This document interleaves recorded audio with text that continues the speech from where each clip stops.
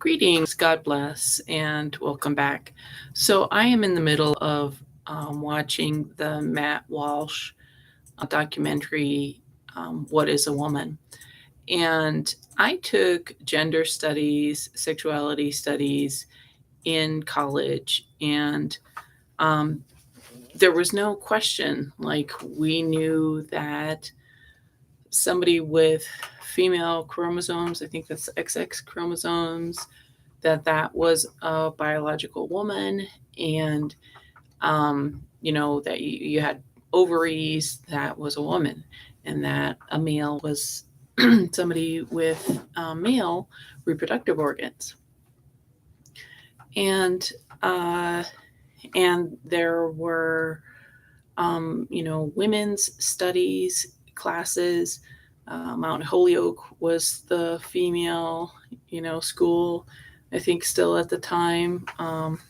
And when I moved to San Francisco, there was um, there were people who were lesbians, and um, there was the female separatist community, We Moon, where it was just for women. And I think there was a little bit of, stress about biological men wanting to invade We Moon. But there was not this gaslighting that's uh, being done as of 2023. Because what I notice is people that are in this cult, which is it's different than in the 80s, 90s, um, like feminists called biological women, like with ovaries, that were women. Um, but like now, there's this cult of invalidating anybody and in violating the boundaries of anybody who does not conform to their mentality. And like there's activism is fine, doing your own thing is fine, but it's violating boundaries when you are encroaching and colonizing somebody else.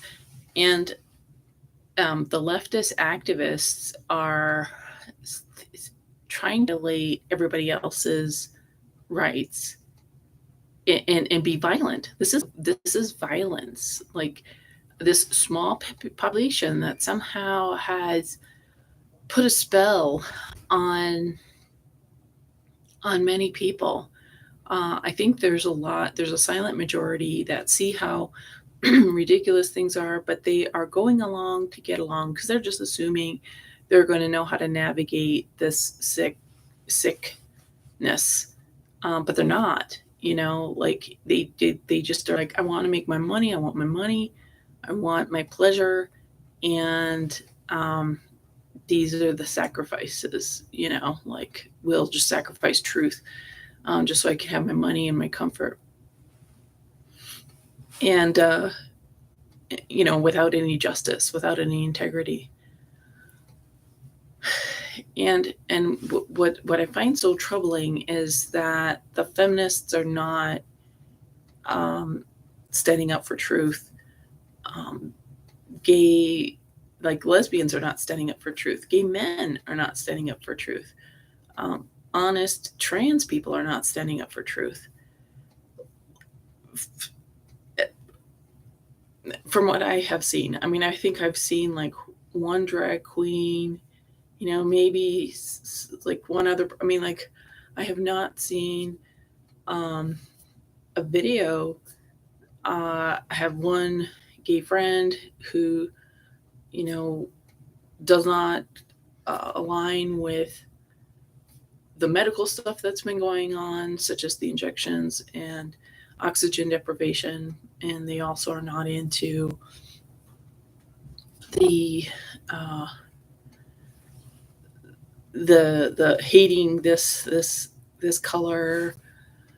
Um, but considering how people were such activists, like my friends from college could care less. Like they just think everything is fine. They think hating this color, even though they're this color, they think that's good, that's progress, and they totally are now identifying with pronouns. And the thing is, like, this language, when you corral language, when you take language hostage, you are creating reality. I am a biological woman, and nobody gets to call me a breeder, a brooder, a bleeder. Okay, like, but that's the gay, what gay the gay I've heard the gay community say. That's what the gay community has said to my mom, who had children, as if she was like some domestic animal. And I, even though I've had gay friends, that there is not a lot of actual respect to traditional, honorable, biological women. Like, if you're a prostitute, drug addict, with a lot of attitude, then you're like a star, But if you're like boring and trustworthy or whatever, you're either going to be used to take care of somebody who's got, you know, deadly disease, because that's what happened in the early 90s. Like, it was all these women taking care of these sick gay men, and it was just like, no, there was no gay man taking care of a lesbian or a heterosexual or bisexual woman or trans or a female to male trans. Like, it was a cliche how women were taking care of these single gay men, and there wasn't a whole lot of gay men taking care of the gay men during the AIDS epidemic in the early 90s in San Francisco. Uh, and they certainly weren't like going to hospitals in droves.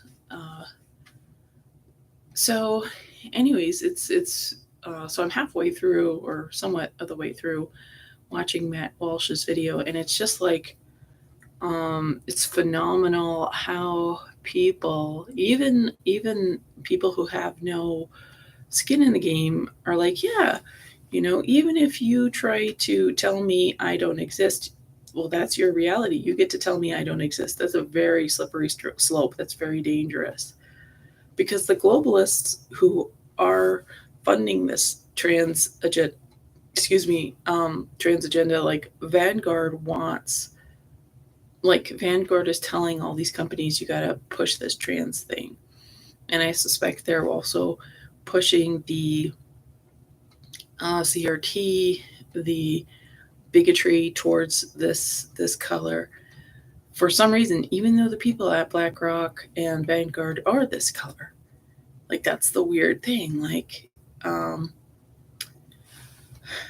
so when you start to um, erase somebody, when you start to name somebody, like take control of the naming, like it's like a magical black magic spell casting kind of a thing, to call somebody you're a breeder, you're a bleeder, you're a, whatever. And I don't like the new C word. And it's interesting, it's like a C word, right? Because that's a bad, very bad word that's used against women. And yeah, what do you guys think? Like, it's so troubling, and there's so little resistance to it. And I understand people are busy, they're overwhelmed, they don't have time, but I think there are people who do have time. I think there are people who could spend less time on their Telegram. They could spend less time on their video games. They could spend less time doing drugs and alcohol and promiscuity, honestly. Um, there's capable people with leverage who I think have thrown humanity under the bus because these people can't be bothered. Uh, or maybe they don't think they can make a difference, but I think they just can't be bothered. I think they think that it'll work itself out, or somebody else should do something. And it takes every mind and heart and soul to make reality, to make community.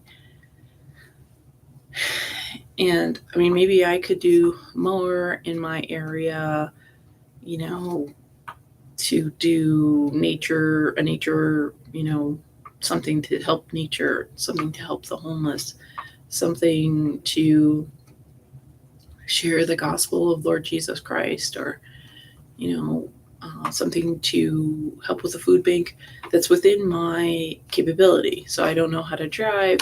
I'm suffering from altitude sickness. I've got chronic illness. So there's limitations I have, but there's little things that I can do. Like I do buy Bible tracts, or I can get some for free and I put them downtown locally. So, and that's totally doable. It's challenging enough to where I'm like, yeah, this is a challenge. And I think like everybody needs to do a little bit of that instead of agreeing that reality is imaginary, because that's what's going on. Like with this trans thing, I mean, there's like biological women and girls are being violated, whether it's like mind rape, like having to see a naked guy. Like in downtown Denver, I do not like seeing men's butts, because men here, their clothes are falling off their body.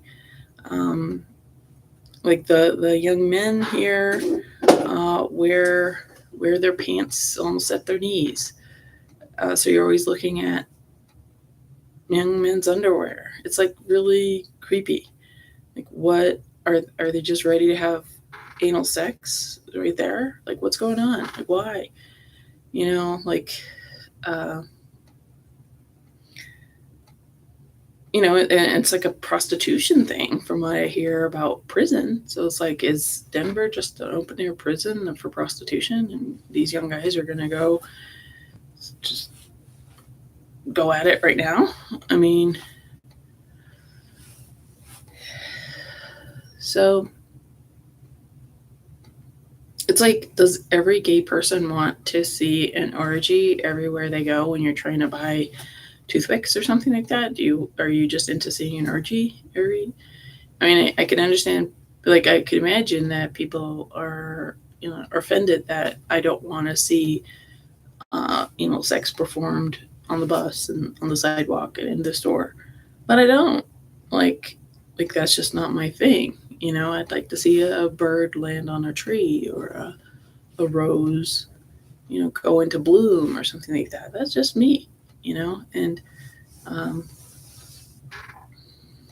forcing everybody to see like one's nether regions, or think about one's nether regions, is a sign of a decayed, immoral society, and that's what's going on.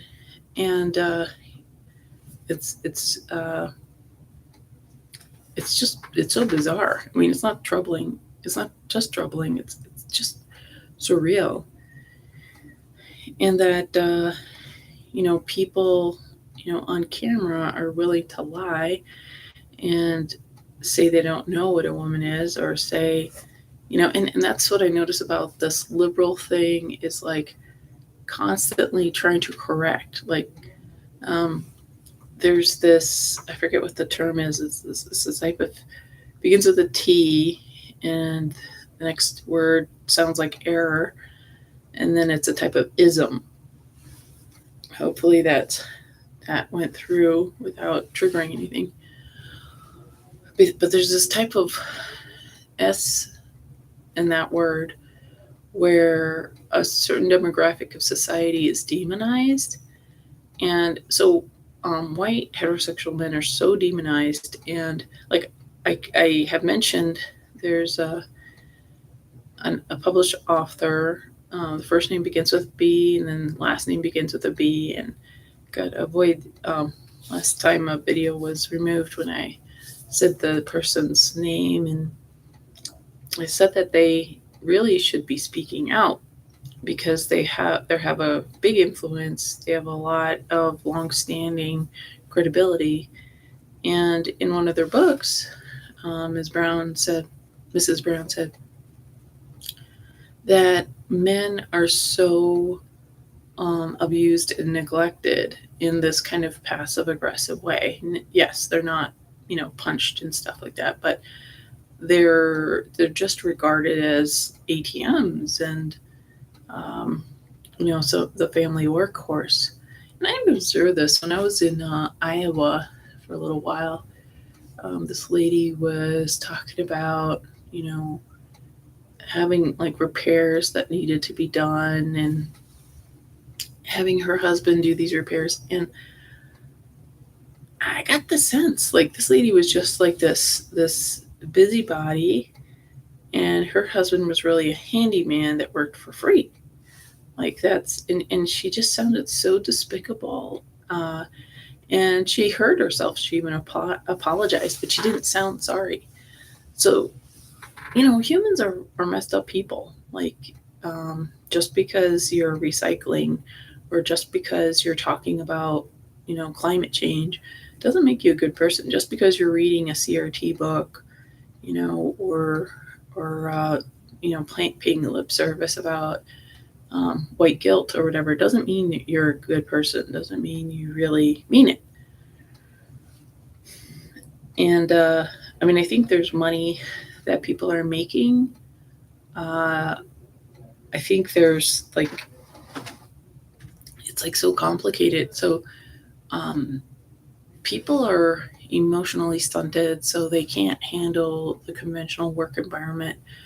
The conventional work environment is so unregulated and abusive and toxic and full of negligence. It's very challenging. You have to really just be like, almost just have a high threshold for torture, or just between a rock and a hard place, to endure the conventional work environment, because there's just bad air.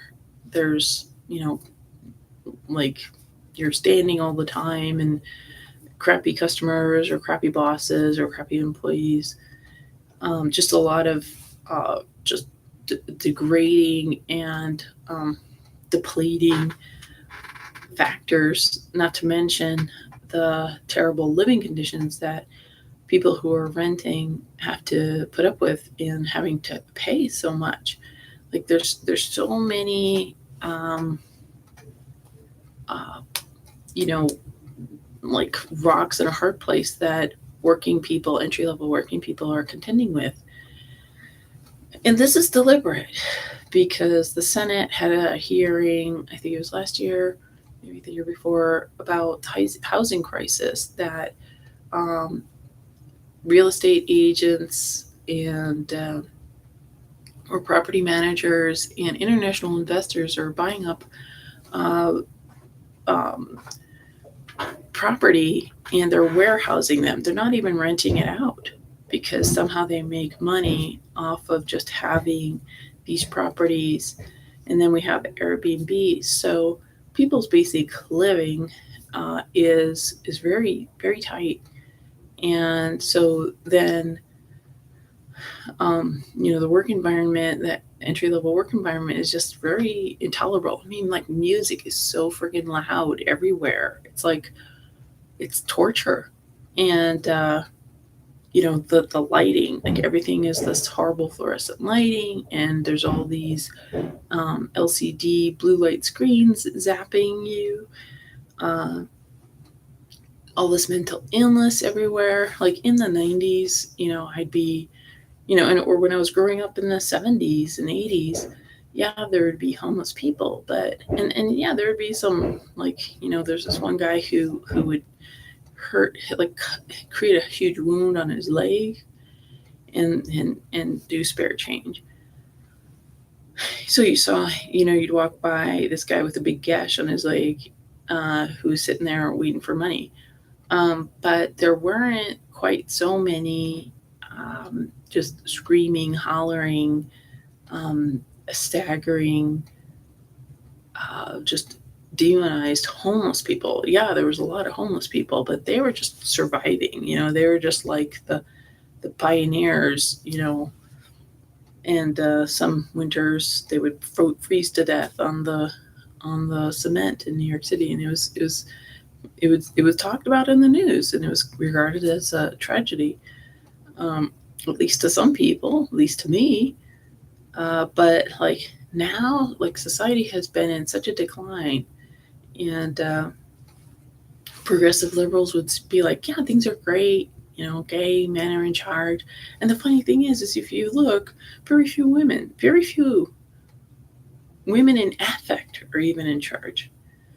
It's once again, it's this male patriarchy, and it's a patriarchy of men who are identifying as women, but they're biological men. They've got their testosterone. They're intact with their testosterone and with their male privilege that they grew up with. And yes, there is privilege. There's privilege when the moment the mother realizes it's a boy, there's a lot of welcome that boys get for some reason. I think you know it just seems, I guess, because boys can bring more money into the family or more prestige, uh, and even if that boy later identifies as a woman, you know, uh, when the boy is a fetus and when the boy is 1 years old, 2 years old, like he gets all of this different feedback that a baby girl does not get. And I know, I can imagine people would try to say, well, that doesn't matter. No, it matters. It adds up. Um, and, I think a question that could be asked is, uh, so if anybody can identify and be fluid and blah, blah, blah, then does that mean that I identify, or somebody wants to identify as not only a different gender, but a different color, a different history? I identify as, a Finnish peasant from year 6000, like, okay, so that would be like in the future. 600, like I identify as a Neanderthal. So I wasn't even in civilization. I identify as a Tartarian. I identify as somebody from the last reset that has nothing to do with current history. I mean, maybe that's what, like, that's definitely something I'm going to consider, uh, because what's going on is temperamental, malignant narcissists are labeling reality, and they're in government, and they're in like city councils. It's like this weird infestation. It's a coup. It's a coup d'état. And these malignant narcissists are they're determining reality. I mean, people have been subjected to things in hospitals, in nursing homes, and schools, and libraries, children,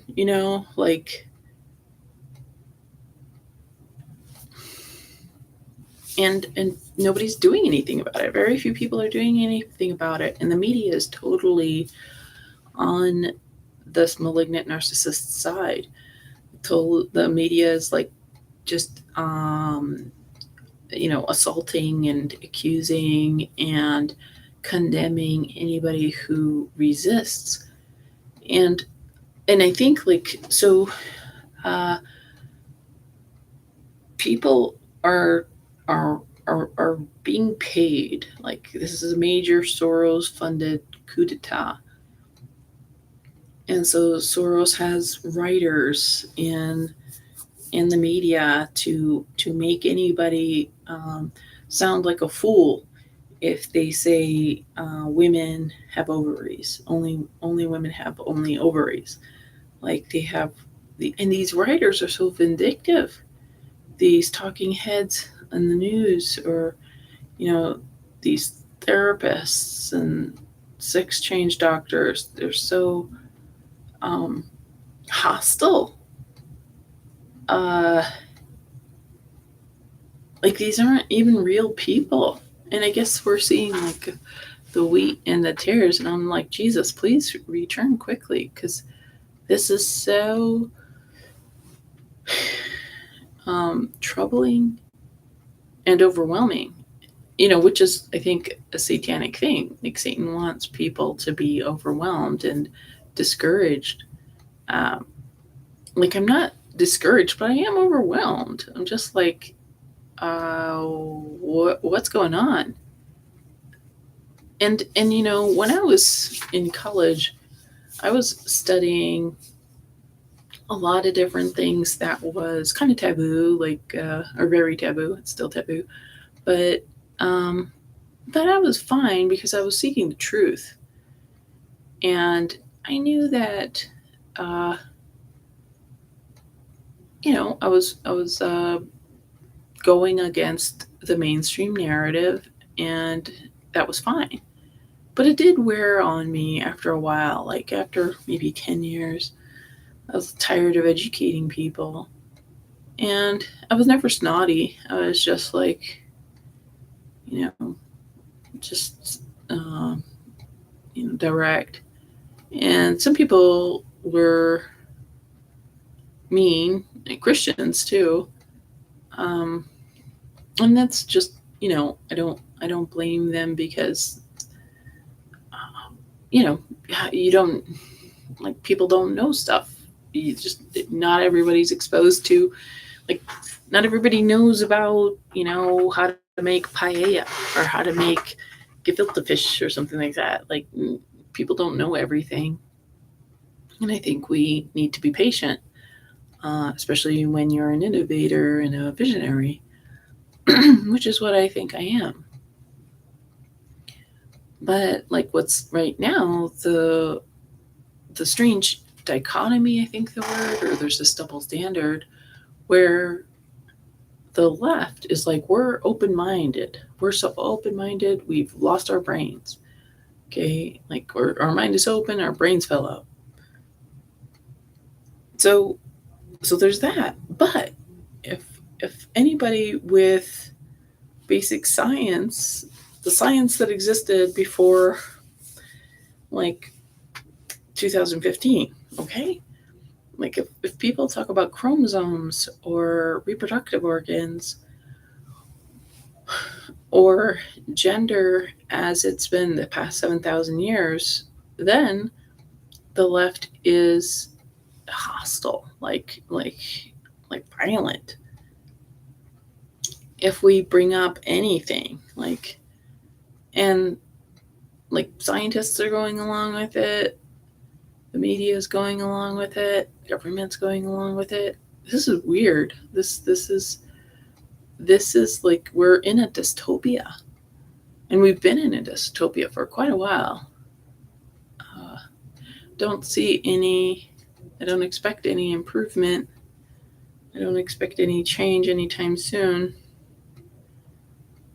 Uh, but I just wanted to put this on record that when I was doing gender studies and sexuality studies and women's studies in the 90s, there was beyond any doubt it was a woman with ovaries that was female, and and there was a lot of variety of women.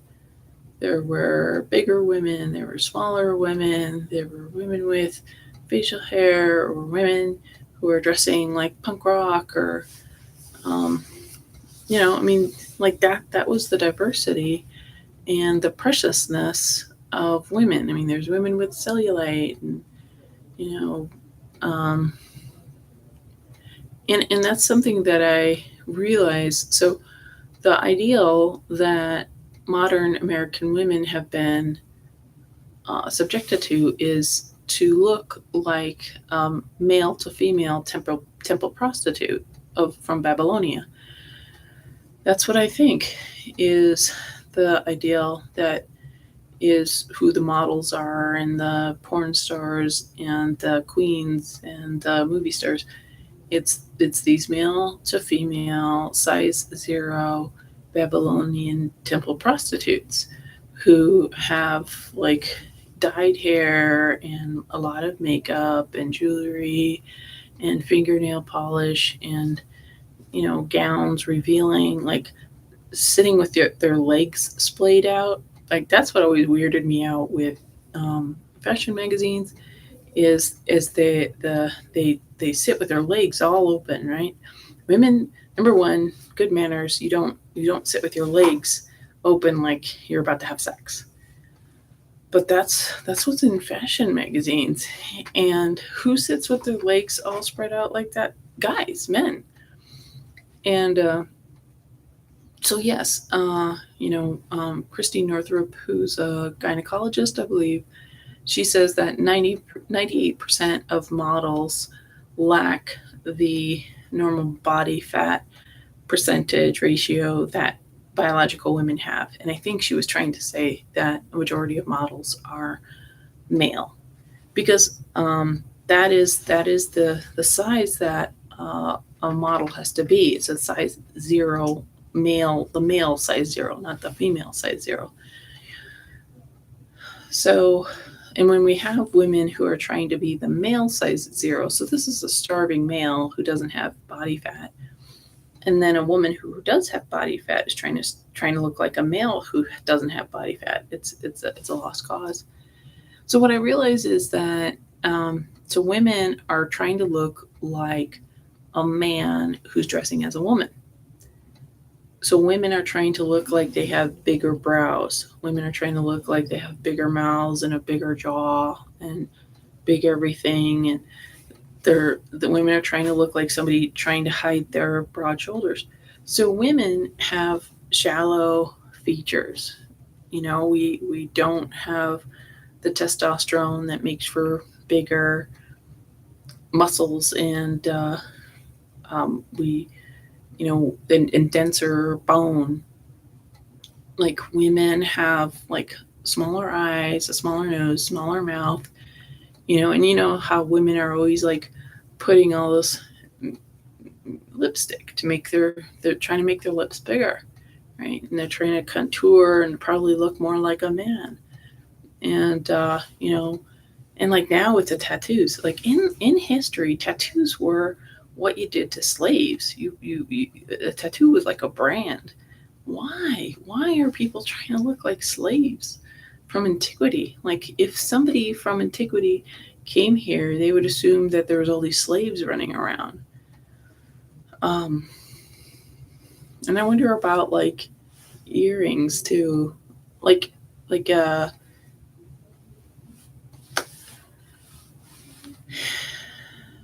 so I think now, um, if you look like look at what society tells us is a flawed female. Number one, a woman who doesn't wear makeup. Oh, that's terrible. Bad. How dare you not wear makeup? And at least make your lips bigger. At least make your lips shiny so they look like reproductive organs. You know, at least make your eyes look like a man's eyes. Um, at least look like a temple prostitute, with fancy hair and nails.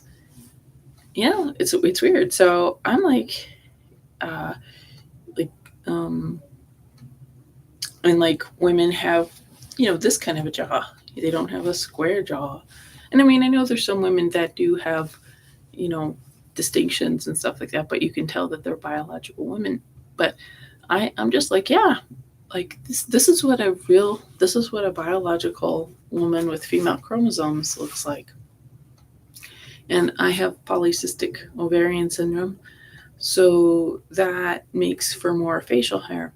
And another thing that biological women have is a little bit of hair above their mouth, above their upper lip. And they can have a little bit of chin hair, okay? And that's another thing that's so shamed, is, oh, you shouldn't have any, don't let any of that hair. show. And I think like a lot of like I think PCOS, polycystic ovarian syndrome, I think it's hormone disruption that's caused, I think, by environment and stress and low grade infections and whatnot. So I think the globalists want to disrupt and imbalance, cause imbalances in everybody's biology. But I'm like, this is what a woman looks like. We have little shoulders. Like a man has big shoulders. I mean, I know I wear some oversized clothes, so it looks like I have, but you could tell like I'm wearing something that's oversized because I'm dressing for winter and whatnot. But like women are petite, and you can tell that a lot of who we're shown that is male, we're told that is male, that they're actually female. Like just all the male public figures, many of them are, or they're participating in, Babylonian satanic cult rituals. If they don't have the female affect. So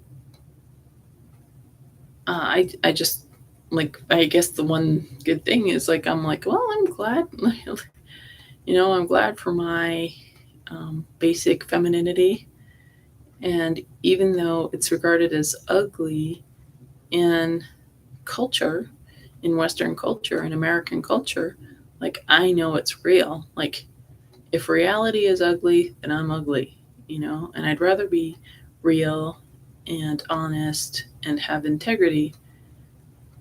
And I think what people are doing is they just think that being honest is not worth starving, or like, and so they work for Soros and they lie, is what I'm wondering. So